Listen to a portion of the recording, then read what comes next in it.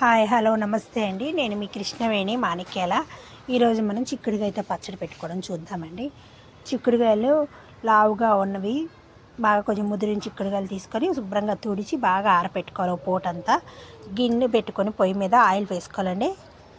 మనకు పచ్చళ్ళకు తెలుసు కదండి, ఆయిల్ ఎక్కువే పట్టిద్ది వేపుకోవడానికి. ఆయిల్ వేడి చేసుకొని అందులో చిక్కుడుకాయలు వేసేసుకోవాలి. చిక్కుడుకాయలని ఎర్రగా వేయించుకోవాలి మనం. ఏంటో ఈ మధ్య వీడియోలు సరిగ్గా పెట్టట్లేదండి. నేను కొద్దిగా లేట్ అవుతున్నాయి. ఈ గొంతు బాగాలేదు, కాలు నొప్పులు, అందువల్ల.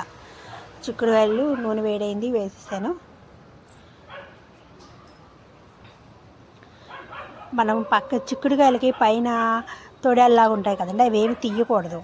పుచ్చులు ఏమైనా ఉన్నాయో నిదానంగా చూసుకొని మనం వేరుకోవాలి. మంచి కాయలు లావుగా, గింజ లావుగా ఉన్న కాయలను వేరుకోవాలి.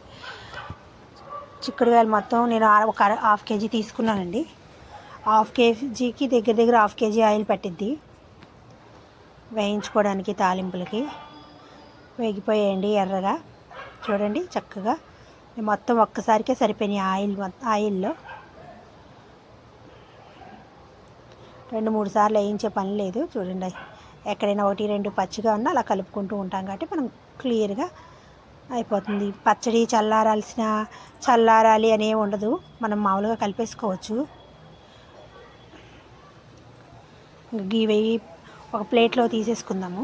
సరిపోయింది. ఈ కలర్ రావాలి చూడండి. తీసేస్తున్నాను నేను కొంచెంగా. మొత్తం ఓ ప్లేట్లో వేసేసుకున్నాను. అదే ఆయిల్లో పోపు వేసేసుకుందాం మనం. పోపు చల్లారిద్ది, సరిపోతుంది. ఇక మనం ఇవన్నీ కలుపుకునేటప్పటికి సరిపోద్ది. ఆవు పిండి, మెంతి పిండి అన్నీ కలుపుకోవాలి కదా. చిన్నులపాయలు బాగా దంచేస్తాను. చాలా రోజులైంది చిన్నులపాయ మేము తిని. ఇవాళ ఫుల్గా చిన్నులపాయ వేసేస్తున్నాను. జీలకర్ర, ఎండుమిర్చి, పోపు దినుసులు మొత్తం వేసి కరివేపాకు వేసేసుకుందాము.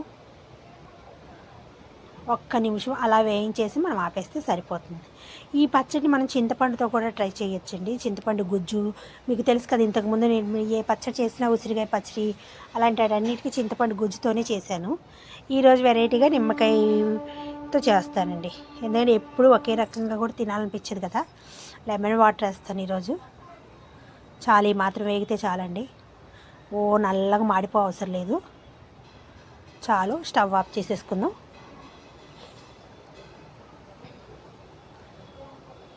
ఇక దించి పక్కన పెట్టేసుకొని మనం నిమ్మకాయ రసం తీసుకుందాం. నిమ్మకాయలు ఈ సైజు తీసుకున్నానండి. ఒక 1/2 డజన్ నిమ్మకాయలు పట్టాయి. మనం పులుపు తినేదాన్ని పట్టండి. వేసుకునే వాళ్ళు డజన్ వేసుకోవచ్చు, లేదంటే 2-3 కాయలైనా వేసుకోవచ్చు. మేము మ్యాక్సిమం పులుపు తింటాము, అందుకని 6 కాయలు తీసుకున్నాను నేను. మెంతి పిండి వేస్తున్నాను. ఆవు పిండి వేసేసాను, ఒక హాఫ్ గ్లాస్ వేసాను.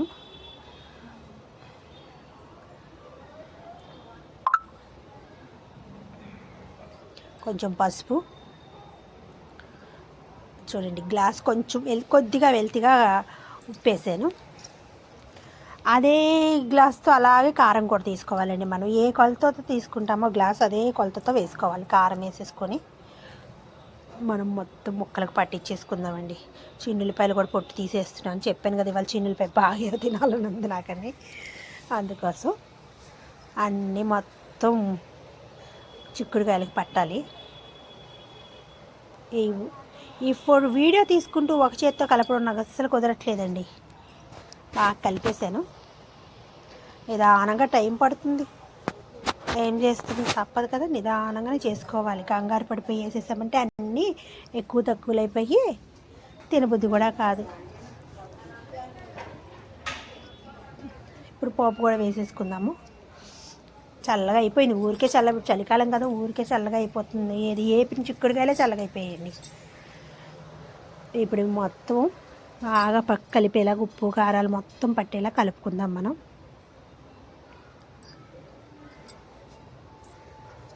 ఇవాళ ఈ చిక్కుడుకాయ పచ్చడి చేసాయి. దీన్ని మా చెల్లెళ్ళు ఉన్నారు, వీళ్ళందరూ తలా కొంచెం ఇచ్చేయాలండి బాబు, లేదంటే లైక్ చెయ్యం, షేర్ చెయ్యమని బ్లాక్మెయిల్ చేస్తున్నారు నన్ను బాగా. వీళ్ళు వీడియో చూసి మళ్ళీ ఏంటక్క ఇది అంటారు చూడండి. వీళ్ళు ఆ గురించి కూడా ఎందుకు పెట్టావు అంటారు. మరి అలా బ్లాక్మెయిల్ చేస్తున్నారు నన్ను అయితే. మా సందులో రౌడీ రాణిలా తయారయ్యారు. ఒక ఇద్దరు మాత్రం బాగా, ఇద్దరు కాదులేండి, ముగ్గురు వేసుకోవాలి. ఇలా కూతురు గోల పెట్టేది, అది కూడా రాక్షస అయిపోయింది. బాగా చల్లగా అయిపోయిందండి, మొత్తం పట్టేసింది. ఇప్పుడు ఇందులో మనం నిమ్మకాయ వాటర్ వేసుకుందాం. నిమ్మకాయల రసం తీసి పెట్టాను. చెప్తున్నాను కదా, ఒక చేత్తో తీయడం కష్టంగా ఉంది అసలు. మొత్తం వాటర్ అంతా వేసేసుకొని మొత్తం కలిపేసుకోవాలి. 6 కాయలకి జ్యూస్ బాగానే వచ్చిందండి.